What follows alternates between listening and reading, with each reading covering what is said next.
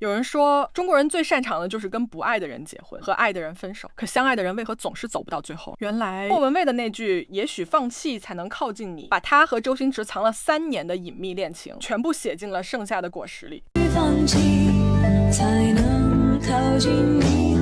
为何整个港圈唯独莫文蔚称得上周星驰的最佳前任？或许真正的答案就藏在那段从未公开的恋情。时间倒回1994年，那是故事开始的夏天。那时候周星驰早就凭票房封神，筹拍《大话西游》时，一眼就挑中了短发带股野劲儿的新人。莫文蔚银川片场漫天黄沙戏里，白晶晶和至尊宝爱而不得，戏外的情绪也悄悄生了根。沙漠拍戏苦得很，天天几小时特效装糊脸，莫文蔚却半句苦没喊。旁人都忙着讨好星爷，他就安安静静待在监视器旁，看他镜头背后的柔软。这段感情全程藏在聚光灯外，两人默契的不公开不解释。莫文蔚从没打算靠新女郎上位，反倒刻意划清界限，出专辑拍文艺片，走自己的路，只在他需要时永远都在。可感情从来不是光有爱就够。周星驰是出了名的工作狂，电影就是他的全部，心里装的整个喜剧江湖，却给不了爱人确定的未来。莫文蔚要的从来不是荣华富贵，是明目张胆的偏爱，是落得到实处的承诺。等了3年，没等到公开承认，也没等来未来的约定，就像盛夏枝头早熟的看着鲜亮饱满，时节不对，转得再紧也等不到成熟的秋天。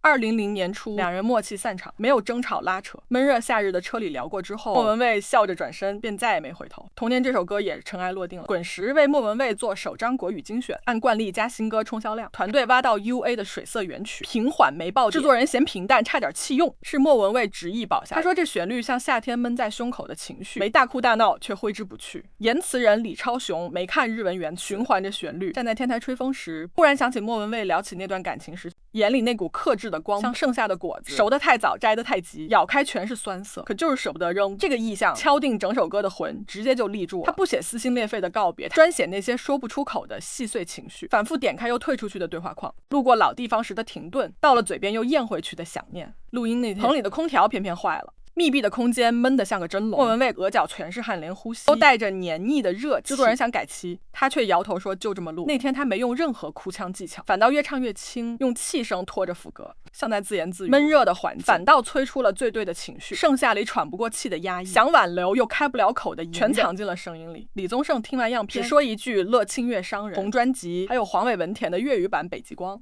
一样的旋律，一个盛夏酸涩，一个寒夜微光，像同一段感情的两面，只是国语版盛夏的果实终究成了更多人心里的白月光。年少时听，只觉旋律顺口，不懂为何放弃才能靠近你，直到爱过又走散，才忽然读懂每一句词。也许放弃才能靠近你，不再见你才会把我记起。这不是欲擒故纵的，是爱到极致的体面。就像莫文蔚和周星驰纠缠下去，只为耗光最后一点情，倒不如干净转身，不打扰，不纠缠，把彼此最好的样子留在记忆里。歇斯底里挽留过的人早晚会模糊，反倒是体面退场的身影总在不经意间浮上心头。承诺不过因为没把握，一句话戳破爱情里的幻想。当年周星驰给不了确定的未来，不是不爱，是他自己也没把握它。习惯用工作包裹自己，不信永恒，也从不轻易许诺。说到底，脱口而出的誓言往往因为没底，真正沉甸甸的在意从来都藏在行动里，说不出口。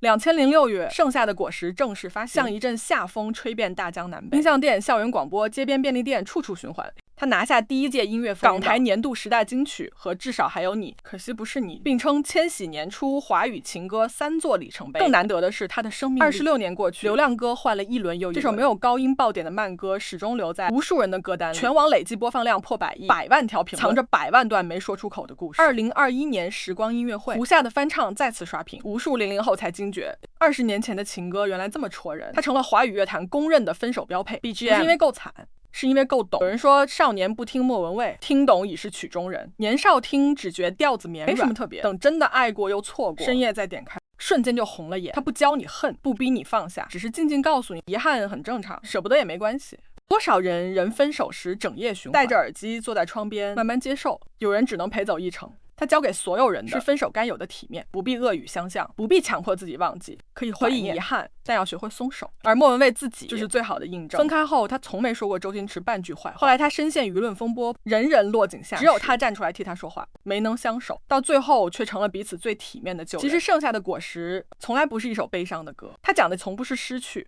而是接纳。接纳有些感情终究是时机不对，接纳有些人只能相伴一程，接纳盛夏的果子注定酸涩，可那也是你亲手摘下的最真切的心动。人生本就没有那么多圆满，盛夏里遇见的人，没结果的故事，酸涩又清甜的回忆，终究会化作你生命里的一阵风。